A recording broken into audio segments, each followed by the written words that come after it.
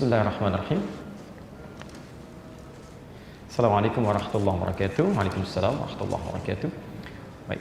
Bagaimana aplikasi salat jama' dan qasar? Ya.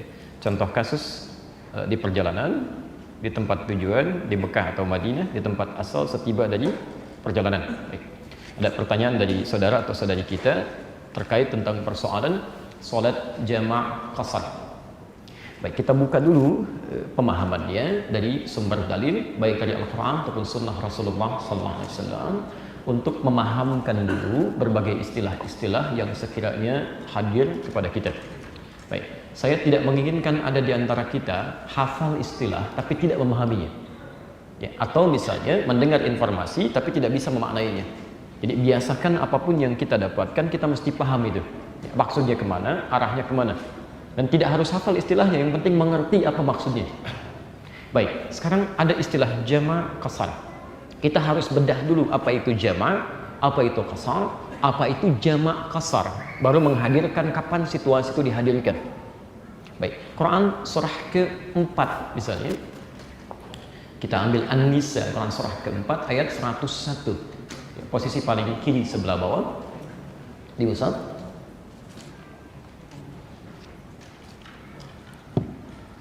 Sudah? Quran surah 4 An-Nisa ayat 101 posisi paling kiri sebelah bawah. Ini kita bisa hadirkan hadisnya. Hadis riwayat Ibnu Majah nomor hadis 867. Ya. Kalau bisa dari 871 ya. 867 sampai 871. 867 sampai 871. Lalu berikan garis bawah di 871-nya. Itu inti yang paling penting tentang jumlah rakaatnya. Sudah? Kemudian kalau Anda inginkan buku untuk bisa membahasnya yang sudah ada terjemahan dalam bahasa Indonesia, bisa dicari kitab Zadul Ma'ad misalnya, Zadul Ma'ad karya Syekh Ibnul Qayyim Al-Jauziyah. Misal yang di jilid pertama halaman 467.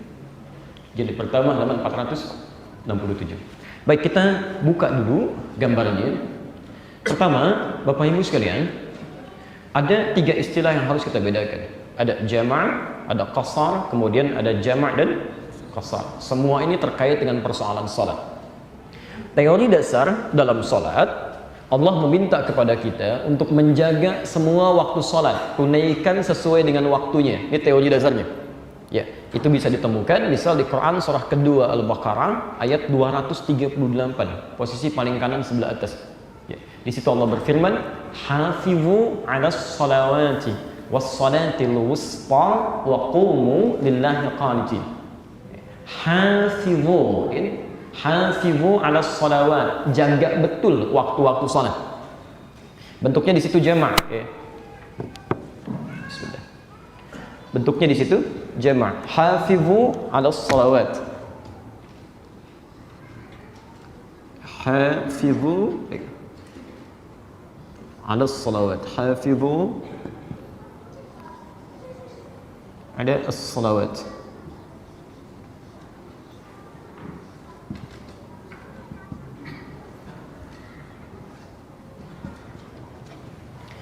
Allah berfirman, jagalah oleh Anda, kan? Alas salawat, waktu-waktu menunaikan salat itu. Jadi ketika Allah mewajibkan kepada kita untuk menunaikan ibadah salat, dari yang 5 waktu kita menunaikannya, ya, tahu 5 waktu itu, misal kita ambil Quran surah ke-17 ayat ke-78, ini yang menunjukkan 5 waktu salatnya, ya. Kapan dimulai 5 waktu ini?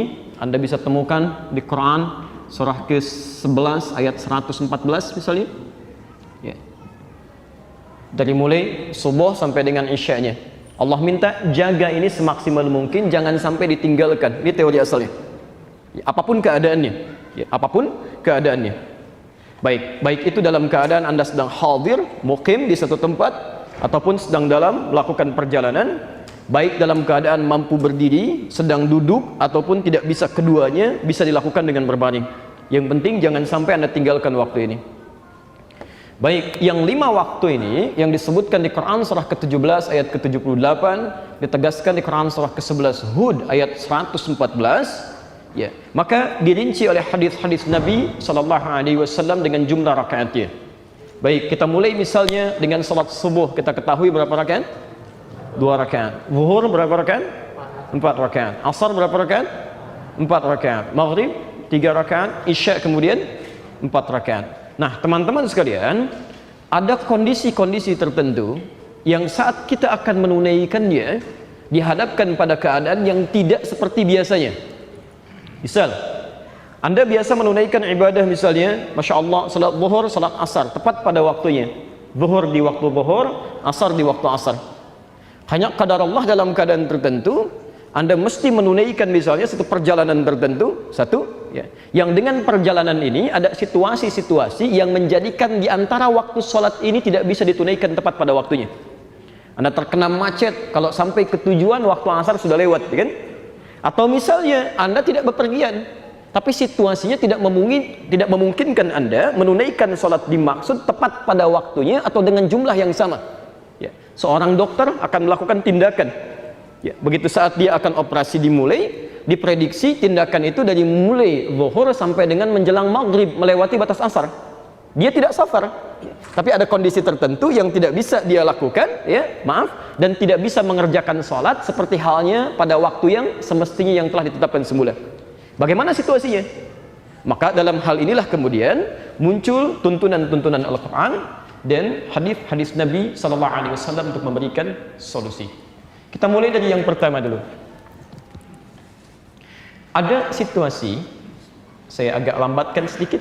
Ada situasi saat akan menunaikan sholat yang dimaksudkan, kita tidak bisa menunaikan sholat dimaksud, ya, salah satunya pertama terkait dengan waktunya, tidak bisa ditunaikan tepat pada waktu yang dimaksudkan karena kondisi tertentu, ya. Misal dalam kondisi kaitan dengan perjalanan, saya akan melakukan perjalanan dari Bekasi ke kota Bandung, ya, berangkat misalnya jam 10, qadar Allah biasanya hanya 2 jam, ya, bisa di Bandung langsung sholat zuhur, tiba-tiba ada kemacetan luar biasa, ya, sampai misal, ya, sampai di kilometer 57 sudah masuk ke waktu zuhur, tapi diprediksi hampir sampainya nanti misal maghrib, ya, maghrib di kota Bandung. Maka disinilah kemudian dihadirkan pertama konsep jamaah. Saya ulang, pertama konsep jamaah. Apa itu jamaah? Ya, apa itu jamaah? Jamaah itu menggabungkan 2 waktu sholat. Saya ulang, menggabungkan 2 waktu sholat yang jaraknya berdekatan. Saya ulang, menggabungkan 2 waktu sholat yang jaraknya berdekatan untuk dikerjakan di salah satu waktunya. Awas, kita belum bicara qasar, ya, kita baru bicara jamaah. Baik, menggabungkan 2 waktu sholat yang jaraknya berdekatan, pelan-pelan, untuk dikerjakan di salah satu waktunya. Tanya, zuhur lebih dekat kemana? Asar, kan? Baik, jadi dari sini zuhur bisa dipertemukan dengan asar. Ya, jelas di sini? Baik, maghrib lebih dekat kemana? Kemana? Ke isya, gitu kan? Maghrib dekat juga dengan asar, cuman asarnya kan sudah ditarik ke zuhur, ya, bertemu dengan zuhur. Tidak bisa 3 waktu disamakan, maka maghrib didekatkan dengan isya. Baik, subuh lebih dekat kemana? Baik, subuh tidak dekat kemana-mana, ya. Baik, karena itu oleh Allah dijadikan waktunya sangat lapang, kan? Dari isya ke subuh jauh, dari subuh ke zuhur juga jauh, jadi tidak ada alasan bagi Anda untuk menjamaknya. Persiapan ke subuh pun begitu lapang, jadi Anda bisa bangun lebih awal dan bisa berhenti lebih cepat untuk persiapan sholat zuhur. Jadi jangan mengada-ngada besok saya jamak isya dengan subuh sekaligus, gitu kan, supaya bangunnya enak. Tidak ada, oke? Di konsep ini Anda perhatikan, tidak ada jamak sholat subuh dengan yang lainnya. Ya, teman saya pernah pesantren dulu waktu Masya Allah tahun 97, gitu kan, kita masuk tingkat thanawiyah atau yang idadiyah kalau di Arab, kan, SMP, kami pesantren, Masya Allah kami berlomba itu Bupa. Jadi kalau bangun tuh jam 2 itu bangun, ya, langsung kemudian mandi, siap-siap. Qadar Allah di malam Jumat, teman kami Masya Allah luar biasa, bangun tahajud, kan, sholatnya luar biasa. Tapi begitu subuh saya nggak lihat dia di masjid, nggak lihat, kan. Kembali lagi di kamar masih tidur. Ya, lalu kami nyapu di asrama itu, saya lihat dia masih tidur. Saya tanya, ya Fulan, kamu nggak kelihatan di masjid kan, masih enak tidur. Wah Adi bagaimana? Saya sudah menjamah subuh dengan tahajud barusan itu. Itu di awal-awal masa kami pesantren ya. Jadi tidak bisa subuh dijamakkan dengan yang lainnya. Alhamdulillah. Baik, jelas ya. Jadi jamak itu menggabungkan dua waktu salat yang berdekatan, dikerjakan di salah satunya. Baik, sekarang kita ambil contoh misalnya. Zuhur kita gabungkan dengan asar. Ya, zuhur gabungkan dengan asar. Menggabungkan disebut apa tadi? Jamak. Anda tarik waktu asar ke waktu zuhur. Diawalkan. Dalam bahasa Arab sesuatu yang diawalkan disebut dengan takdim. Maka muncul istilah di sini jamak takdim. Menggabungkan dua waktu salat dikerjakan di waktu yang pertama, di awal. Jelas di sini? Ingat betul ya, saya tidak ingin Anda menghafal istilah tapi memahami istilahnya, maksudnya kemana. Jika Anda akhirkan salat zuhurnya ke waktu asar, Anda kerjakan di saat asarnya, diakhirkan. Dalam bahasa Arab sesuatu yang diakhirkan disebut dengan takhir. Ya, maka muncul istilah di sini jamak takhir, yaitu menggabungkan dua waktu salat dikerjakan di waktu terakhirnya. Jelas di sini? Baik. Nah, Bapak Ibu sekalian, pelan-pelan menjamak sholat itu sekiranya bisa dikerjakan dalam waktu yang luang. Begitu Anda istirahat, saya nggak buru-buru lah, gitu kan? Nyampe di Bandung maghrib juga nggak ada sesuatu yang dikejar. Maka dalam waktu yang luang ini, Anda tidak harus mengurangi jumlah rakaatnya, tapi bisa dikerjakan secara sempurna. Misal, yang zuhurnya 4, yang asarnya 4. Maka di sini yang disebut dengan jamak kamil, jamak sempurna. Mengerjakan dua waktu salatnya secara sempurna dengan jumlah rakaat yang telah ditetapkan. Jelas di sini? Dan ini sering dipersingkat dengan istilah jamak saja. Saya jamak. Jelas ya? Baik, saya ulang. Menggabungkan dua waktu salat dikerjakan di dalam salah satu waktunya dengan jumlah rakaat yang tetap, tidak berkurang, tidak bertambah. Ya, jelas di sini? Baik, jadi di sini ketentuan pertama Anda mesti ingat, tidak setiap yang dijamak itu mesti dikurangi rakaatnya. Jelas ya? Baik. Kondisi kedua. Saya mau perjalanan ke satu tempat. Mau ke Lampung misalnya. Flight pertama untuk penerbangan di waktu siang berlangsung schedule-nya jam setengah 1, ya, jam 12.30. Ke Lampung itu kalau menggunakan pesawat, qadarullah itu paling lama 30 menit. Ya, 26 menit, 30 menit langsung landing gitu kan. Nah, hanya waktu zuhurnya jam 11 sekarang misal 38. Ya, kadang-kadang semakin naik 11.50 gitu ya. Anda masih punya kesempatan sholat di situ untuk menunaikan sholat zuhur. Tapi yang jadi masalah kadang-kadang saat menunggu misalnya sampai ke iqamatnya ditunaikan 4 rakaat, orang sudah masuk ke pesawat. Kalau Anda selesaikan sampai 4 rakaatnya, Anda bisa ketinggalan pesawat. Ya. Bagaimana solusinya di sini? Sementara situasi yang lain, ketika Anda terbang ke Lampung, landing jam berapa tadi? Misal jam 1:30 gitu kan? Baik, waktu asar sudah tiba apa belum? Belum. Ya. Bahkan asar di sana itu lebih lambat 8 menit dibandingkan dengan Jakarta atau Bekasi. Jadi kalau sekarang asarnya misal kita jam 14.55, di sana jam 3:03 gitu kan? Masih ada 2 jam di sana, asarnya belum tiba. Maka dalam kondisi ini Anda tidak harus menarik sholat asar ke sholat zuhurnya, tapi dengan kondisi Anda tidak bisa menyempurnakan zuhur 4 rakaat, maka Anda bisa kurangi jumlah yang 4 itu menjadi 2 rakaat. Itu yang disebut dengan qasar. Awas ya, qasar. Quran surah keempat ayat 101, posisi sebelah kiri paling bawah. Awas, kita ingin perbaiki dulu pemahaman masyarakat. Ada yang berpemahaman kalau setiap jamak mesti qasar, atau setiap qasar mesti jamak, kan? Awas, ada situasi yang Anda bisa jamak saja, ada situasi yang Anda bisa qasar saja di sini. Baik, kita bacakan ayatnya. Bismillahirrahmanirrahim. Fa idza darabtum fil ardi falaysa 'alaikum junahun an taqsuru minas shalah. Satu kondisinya. Lihat kalimatnya. Maka jika Anda sedang beraktivitas di muka bumi, bisa sedang berpergian, sedang beraktivitas, kan? Falaisa 'alaikum junahun an taqsuru minas shalah. Maka tidak ada salahnya bagi Anda, tidak ada dosa bagi Anda, jangan merasa bahwa tidak sempurna kalau perjalanan aktivitas yang dilakukan menjadikan Anda mesti mengurangi jumlah bilangan rakaat salat. Disebut dengan qasar. Qasar itu menyingkat. Di Al-Quran sudah memberikan isyarat, ada kondisi-kondisi tertentu yang menjadikan sholat kita mesti diringkas. Baik.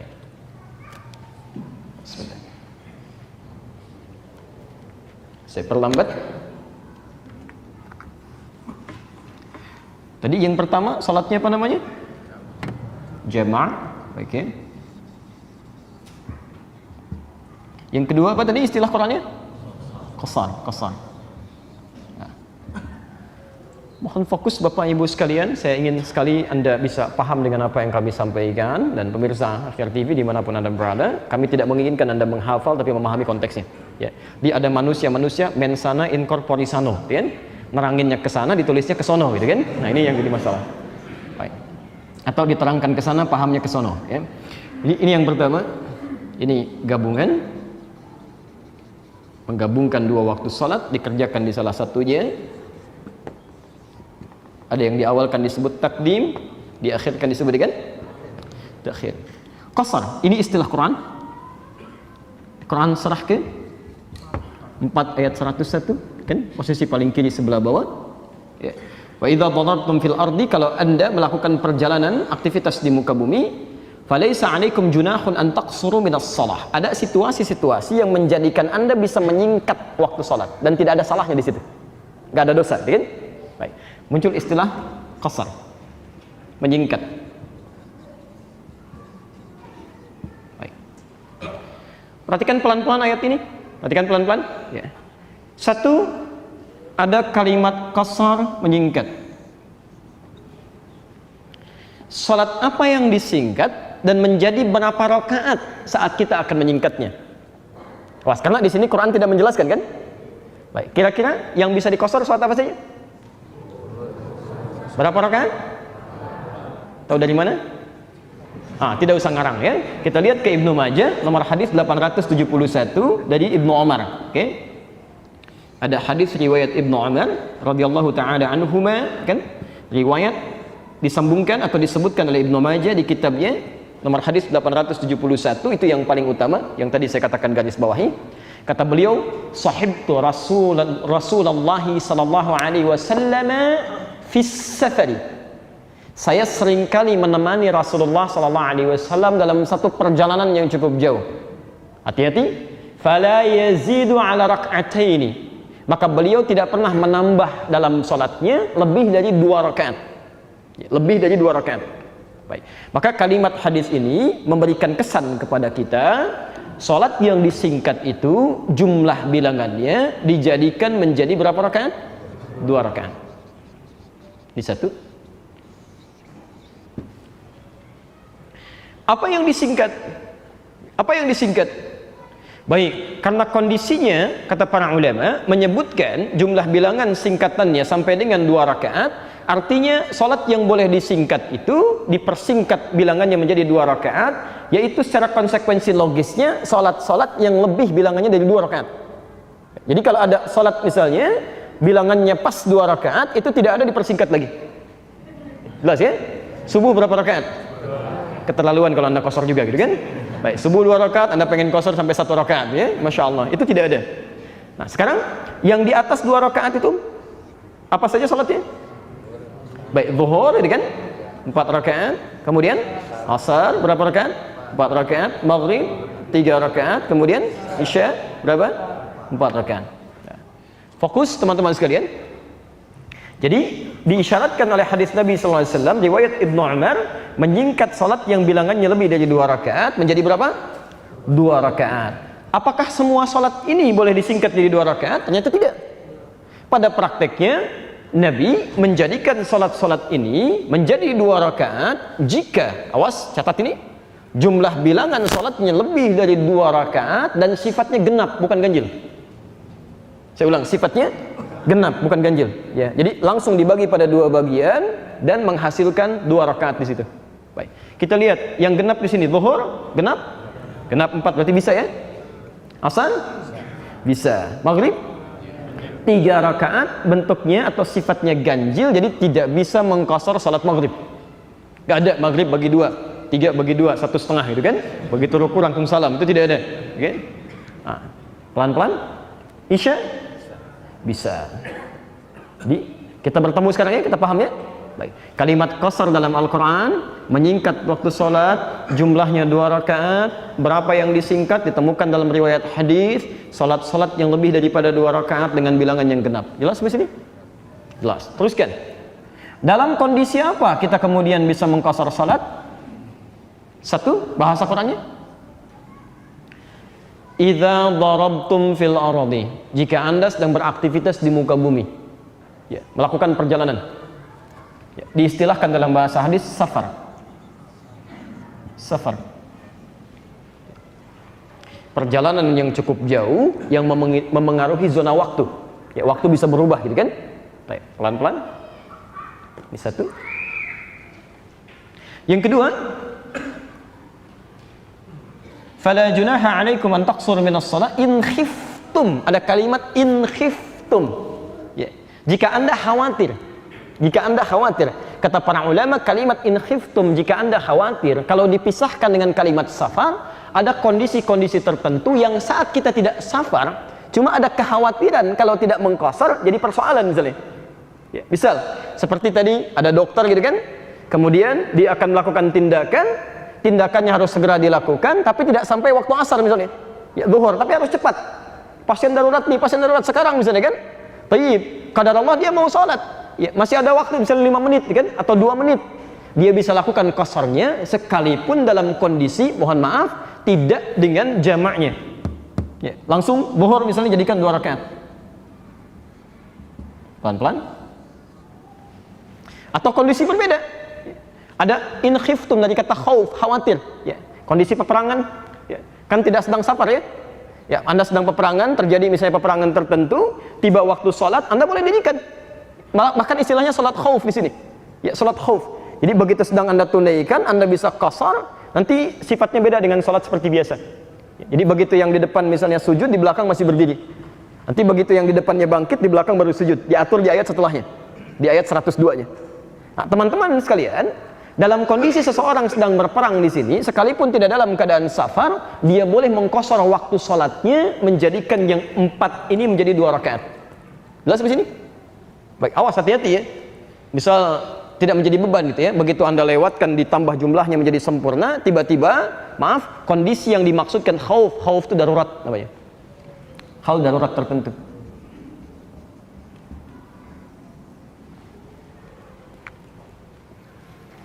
Kondisi darurat tertentu yang dikhawatirkan tidak mampu menyempurnakan sholat dengan keadaan yang sedang mendesak.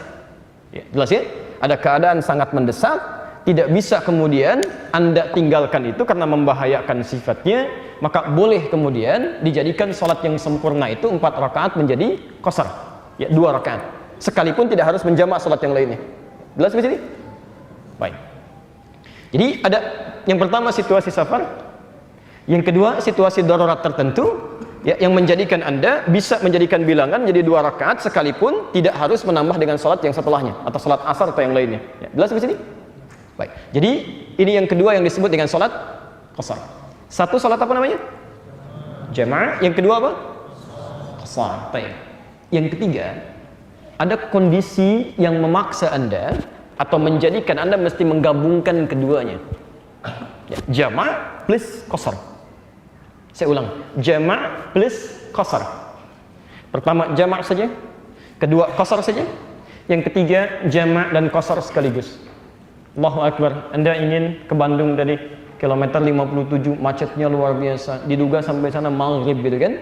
Sementara begitu ke kilometer 57 berdesakan satu dengan yang lainnya, masih cepat keluar lagi, rest area dibatasi. Maka kondisi seperti itu bisa menjadikan Anda menggabungkan 2 waktu sholat plus dikurangi jumlah rakaatnya. Jelas di sini? Baik, gabungkan zuhur dengan asar, masing-masing tunaikan 2 rakaat, 2 rakaat.